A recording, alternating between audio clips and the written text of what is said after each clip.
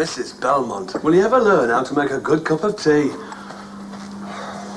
When you learn to pay your debts, I'll learn how to make a good cup of tea. Oh, I'd forgotten about that. £5, isn't it?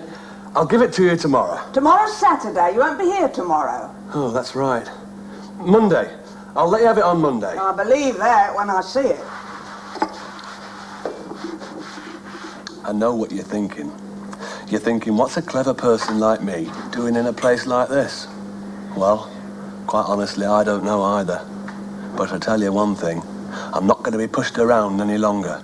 The next time someone shouts at me, I'll tell them to wait until I'm ready. Yes, Mr. Stenhouse! Sorry, Mr. Stenhouse! Coming, Mr. Stenhouse! Oh, there you are, Billy.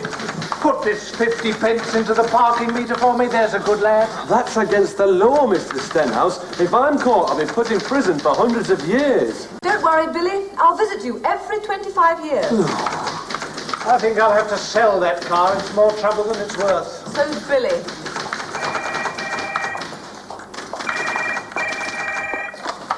Follow through production office. Now, we were going to take a decision on Madame Krishnoy, the clairvoyant. Is she taking part in the program or not? I wish somebody would tell me. She'll tell you herself if you ring. After all, she's meant to see into the future, isn't she? Sure, I'll tell him. I'm meeting her next week. I don't think we can make a decision until then. Okay, sure. Now, where does this Madame Pizza, where does she live? Oh, in an elegant townhouse in Fine. Paris. What?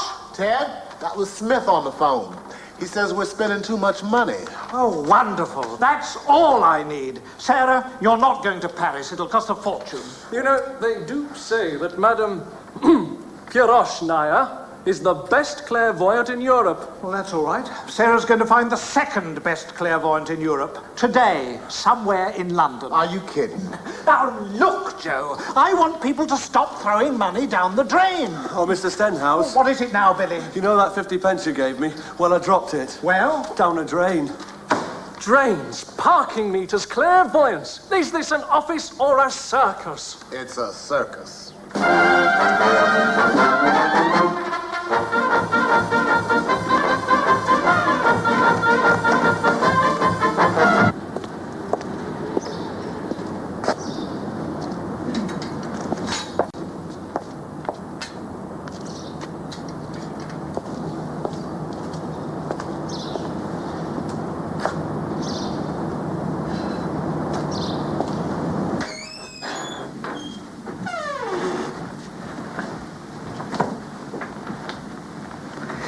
Don't you have a crystal ball?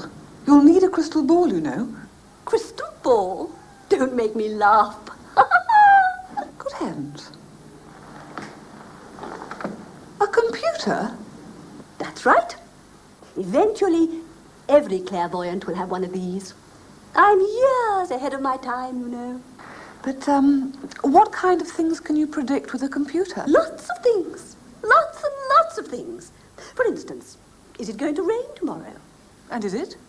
Oh, I don't know. I haven't seen the weather forecast yet. What else can you predict? Let me see. Ah, yes.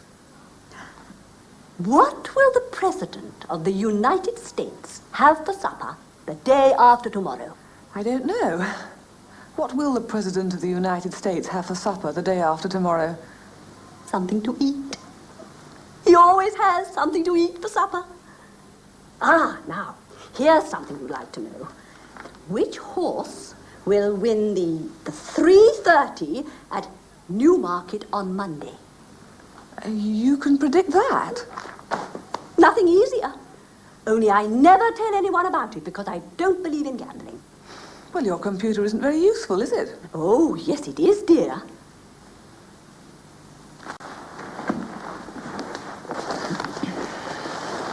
Look.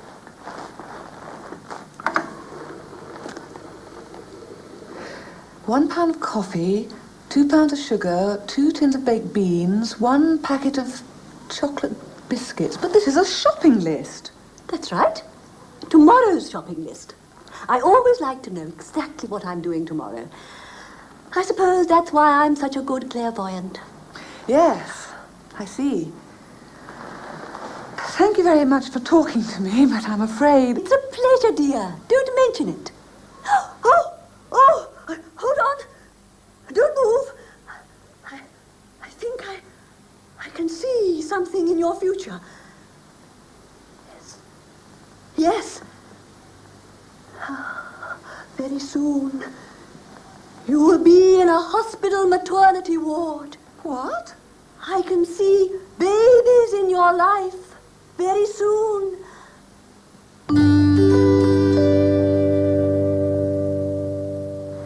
According to United Nations estimates, by the year 2000, the world population will have increased to 6,000 million. In Britain, however, the population is increasing at a much lower rate. Today, a baby born in Britain will live on average almost 5 years longer than a baby born 20 years ago. But families in Britain are smaller than they used to be, which is why, despite increased life expectancy, the increase in population is comparatively small. And this is? Cecilia. Cecilia. How old is she? She's 3 months. She was 3 months last Saturday. Did you have her here at this hospital? No, in the West London and Hammersmith. But I'm here as part of this discussion group because Linda asked me to come along and join in. I want parents to know a great deal about bringing up children. How will this be achieved? By encouraging parents to watch their children and how they respond day by day? So often, a mother is liable to feel he's playing quietly on his own, I can get on with my work, and so she's not with her child. The result is that the child very quickly becomes bored playing on his own, particularly if he's a toddler sort of age. And that mothers need to know that although they shouldn't necessarily be doing anything, they need to be with their child because this encourages him, whether he's painting or whether he's making things or whatever it may be. The greatest misfortune is if a mother is, say, working in the kitchen, her child wants her and just quietly calls to mummy, but she doesn't respond until he shouts. And then when she comes. So in effect, she said to him, unless you shout at me, I won't come. And then she comes to me and says, I've got a child who's always shouting. And as one dissects it all out, you find that in effect, she's trained him to shout.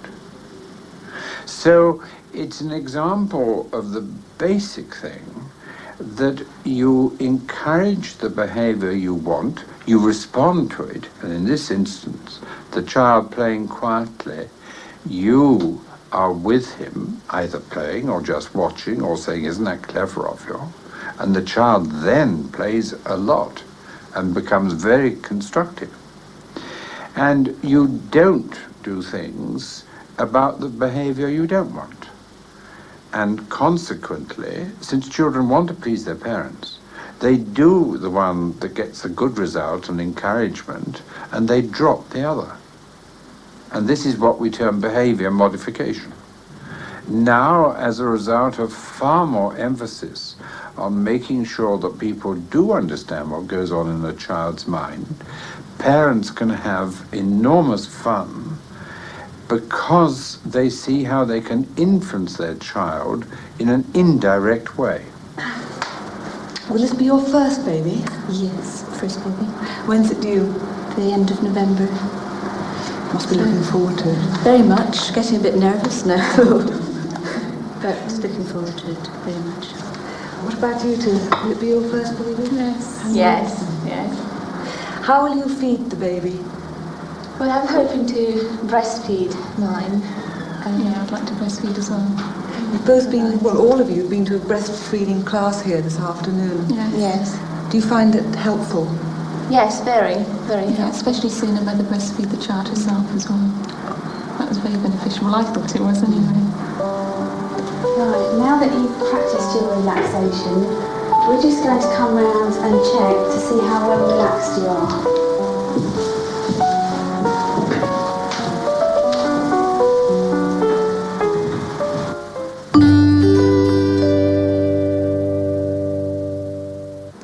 Very nice, Sarah. Yes, I like it. So do I. But next time, can I do something quite different? Something about politics or economics or... Well, what's wrong with doing a report about babies? It strikes me as the perfect subject for a woman. Exactly.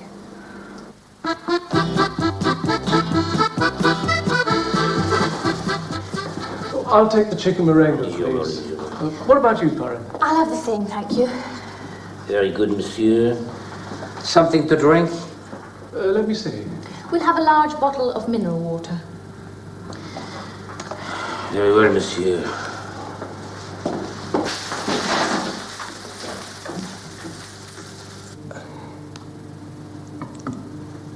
This is nice, isn't it, Corinne? A quiet little lunch for two, just you and me. Hello. Fancy meeting you here. You don't mind if I join you, do you? As a matter of fact, Billy... Thanks. I don't normally eat here. It's a bit too expensive for me. That's all right. Prodip's paying. I'm having the most terrible day. Yes. Yes, I know what you mean. Hi, Ted. I just worked out that if I sell my car, I'll save £15 a week. £25 a week. Eh? You've just been given a parking ticket.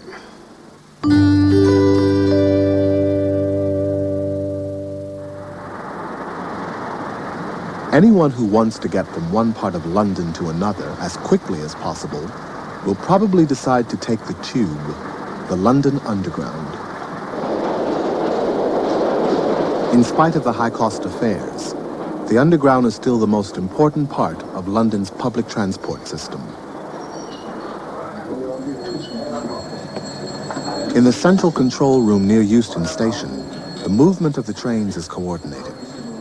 If anything goes wrong, this is where quick decisions will have to be taken.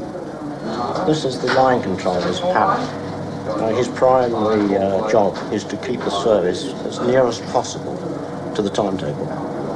Now, in the event of a serious incident or a major close down, such things as derailments, person under a train, that sort of incident, then after the incident, it's his primary job to get the service back onto the timetable as soon as he possibly can.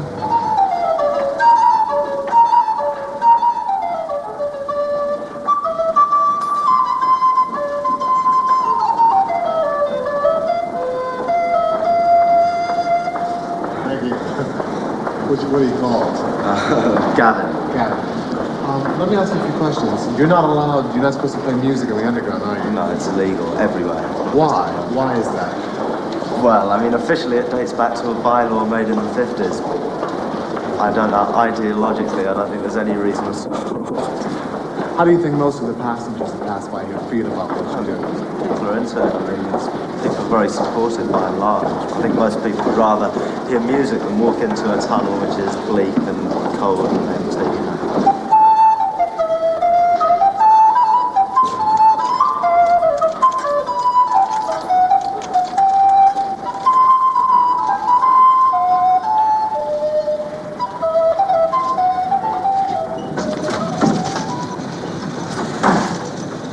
The escalators are fairly reliable. They very seldom break down. When one is stopped, it's usually boys, school boys. Yes. Or football, people messing about with. But if one did stop, I would advise the supervisor and he would refer to the engineers. How often do you use the Underground? Well, every day at the minute. Every day I think it's... What do you think about it? I mean, It's very good. Yeah? Why? I mean, what is it about what kind of service does the Underground give you? It gives you service, a very good service. You go down to your local Underground and there's almost bound to be a train waiting. What kind of rules and regulations does the actual driver of the train have to follow? Well, the driver's got to accept the signal from Well, the signal relating to the route where he's supposed to go. Yes. If the signal is wrong, then he just stops. And then he will contact me and I will tell him what to do after that. It is possible that a driver could get a wrong signal. Yes. Then the responsibility is to stop at that signal and not to move until I give him the instructions to do so. Well, I think, like everything else in life, the cheaper one can sell any item, the more people want it. And certainly on the underground, the cheaper fares have increased our traffic enormously. If you were in charge of London transport, what kind of changes or improvements would you make in the system? That's interesting. I'd like you to reach out a bit further into the countryside for a start. I live fairly well out up towards Epping, and the route out there is very useful to us if we want to go into the evening theatre or cinema, but it just doesn't run late enough in that sort of area. So if it was to be improved in that direction, obviously that's one of the things I'd look for.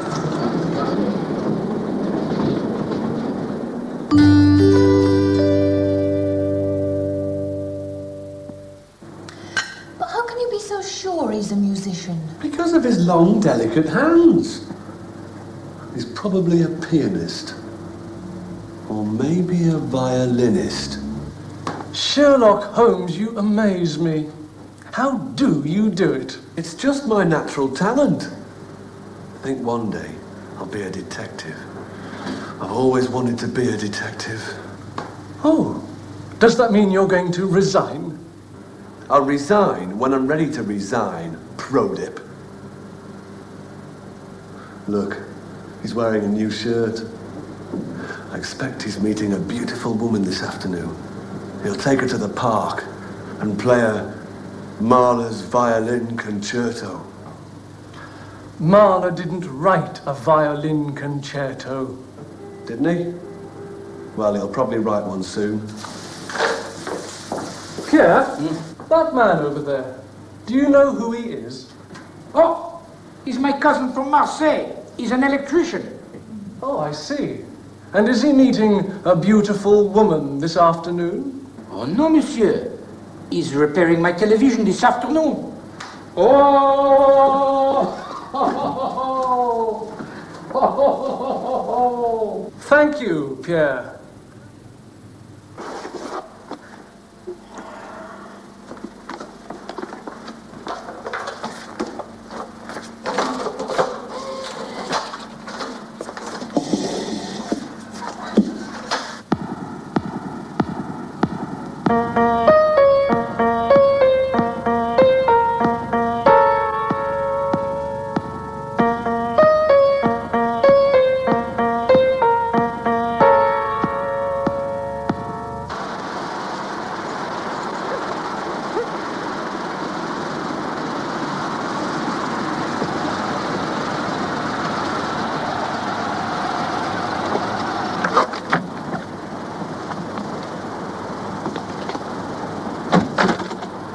There aren't any children, are there? She didn't mention any. Excuse me. Hello? Excuse me. Yes?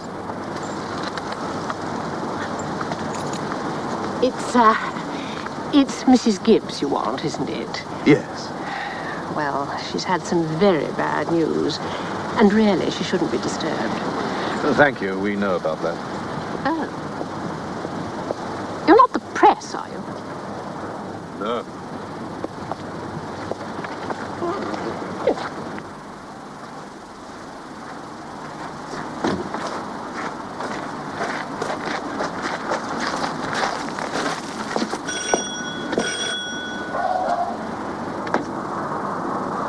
Mrs. Gibbs?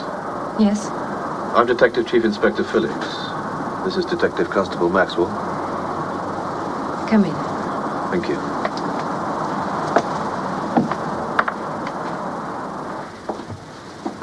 Come in.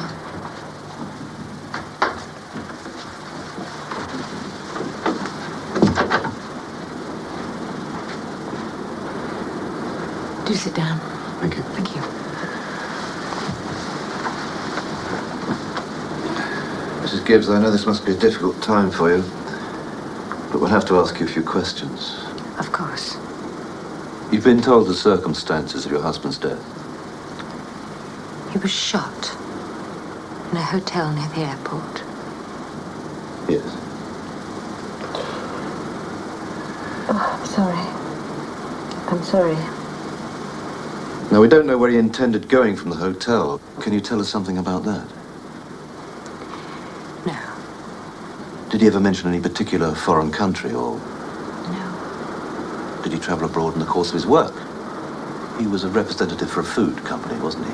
Yes, but he never travelled abroad on business. Was he ever away for long periods of time? 2, 3, 4 days sometimes. Did you know he owned a gun? Yes. He was a member of a shooting club. As far as you know, did he ever take this gun with him when he went away from home? No. When he set off yesterday, Yes. did he tell you where he was going? No. Did he seem different? Different? Not... No, he was the same as usual. But did he seem worried, as if he'd got something on his mind? No. Mrs. Gibbs, did your husband have a desk? Yes, over there. Would you mind if we were to take a look at it? No, please. Mrs. Gibbs, did your husband have any enemies? Well, he must have had some enemies, mustn't he? I mean, someone shot him, didn't they? Yes. I mean, was there somebody who might have had a reason for shooting him? Nobody. Oh, I'm not saying that he was perfect. I'm not saying that everyone loved him, but didn't have any enemies like that, no. Mrs. Gibbs, do you know how much money your husband was carrying? No. You think it was robbery? That someone killed him for a few pounds? I really don't know. Not yet. Here's his passport, sir. Oh, thanks. I'll take a look at that. Mrs. Gibbs, your husband only had one passport, didn't he? Yes. And he didn't take it with him?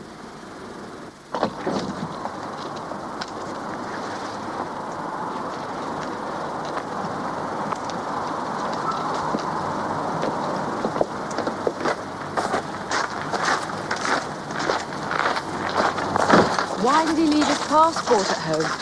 Well, either he'd forgotten it or he wasn't planning to go abroad. So what was he doing at the hotel then? Perhaps someone's coming to meet him. Someone from abroad or someone going abroad. He wasn't looking forward to the meeting either. Oh? Well, he took his gun with him, didn't he?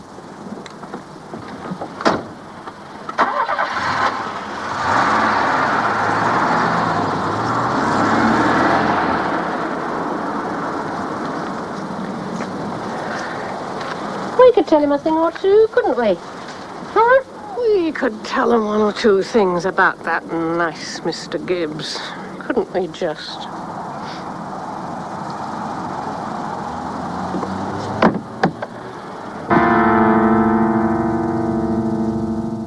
I can tell you, I'm glad it's Saturday tomorrow. So am I. Just think, this time tomorrow I'll be sitting at home with my feet up. Wonderful. I was going to spend the weekend with my sister in Bournemouth, but I hate travelling, really. So I'm going to stay at home instead and sit down in front of the telly.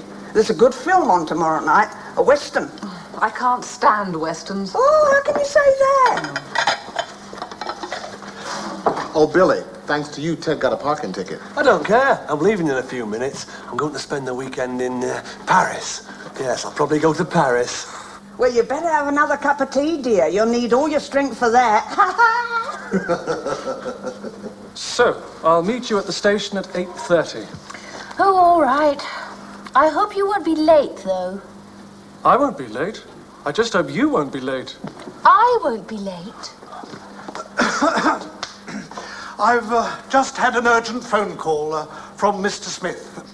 I hope you won't be upset, but I'm afraid we'll be working all weekend.